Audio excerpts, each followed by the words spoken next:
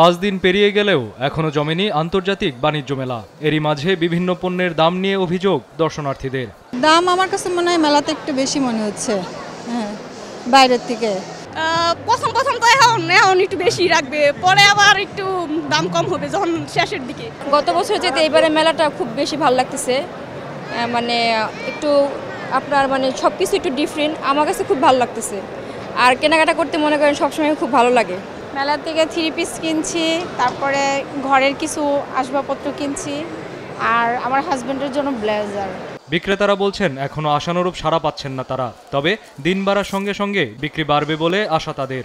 মেলা শুরুতে বেচা কেনা হয় না, যে 5-6 দিন অতিবাহিত হওয়ার পর একটু বেচা কেনা একটু প্রেশার থাকে, কিন্তু ওই অনুযায়ী দর্শনার্থী আছে কিন্তু বেচা কেনাটা হচ্ছে না।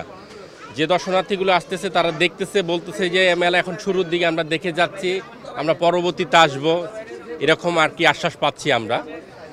আর দর্শনার্থীও আপনার তুলনামূলক অনেক কম, কিন্তু আমরা আশাবাদী মেলা 8-10 দিন পরে একটা যে মেলার একটা ইমেজ থাকে, জমজমাট হয়, ওই রকম আমরা আশা করতেছি ইনশাল্লাহ বেচাকেনা হবে। 2 গুণ বেশি এখানে, ওই আগারগাঁ থেকে এখানে 2 গুণ, কারণ একটা স্টল 4টা-5টা হাট ঘুরে পরে আমরা পাচ্ছি। এই 4টা-5টা হাট ঘুরে কারণে স্টলটার প্রাইস 3 থেকে 4 গুণ প্রাইস অনেকগুলো বেড়ে যাচ্ছে, যে কারণে আমাদের প্রোডাক্টের উপরে এগুলো ইফেক্ট করতেছে।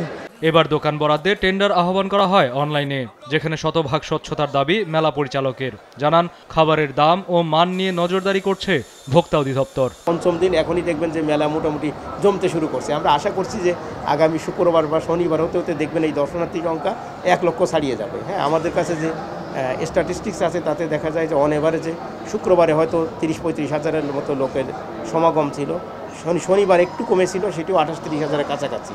আজকে হয়তো উইকেন্ডে একটু ভিড় বেশি থাকে, আজকে একটি আমাদের কর্মময় দিন, তারপরেও বিকেলের দিকে লোকজন মোটামুটি আমরা আশা করছি হয়তো 20 হাজার ছাড়িয়ে যাবে। এটি ক্রমান্বয়ে বাড়তে থাকে বরাবরই এই মেলার জন্মলগ্ন থেকে।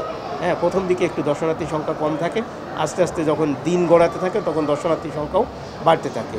এই বছরই প্রথম আমরা একেবারেই অনলাইন পদ্ধতিতে ট্রান্সপারেন্ট ওয়েতে আমরা টেন্ডার পদ্ধতির মাধ্যমে এই স্টলগুলো বরাদ্দ দিয়েছি, এবং এখন আমার অফিসিয়ালি বরাদ্দ দেওয়ার পরে যারা এই বরাদ্দটা পেয়েছে, সেটি আবার অন্য যদি কোথাও রিসেল করে বা সেটি যদি এটা আমরা কখনোই আমাদের কাছে কাঙ্ক্ষিত নয় যে তারা আবার রিসেল করবে, কারণ রিসেল করলে আমরা মাঝখানে একটা মধ্যস্বত্ব ভোগিত থাকে, তাদের হয়তো একটা বেনিফিটের একটা জায়গা থাকে। তো সেটাকে আমরা এইবার যাতে মিনিমাইজ করতে পারি, আমরা রাতারাতি সব দূর করতে পারবো না, দীর্ঘদিনের কালচার হয়তো ছিল, হ্যাঁ, তো সেটাকে যাতে আমরা মিনিমাইজ করতে পারি এইবারই আমরা অনলাইন পদ্ধতিতে টেন্ডার আহ্বান করেছি।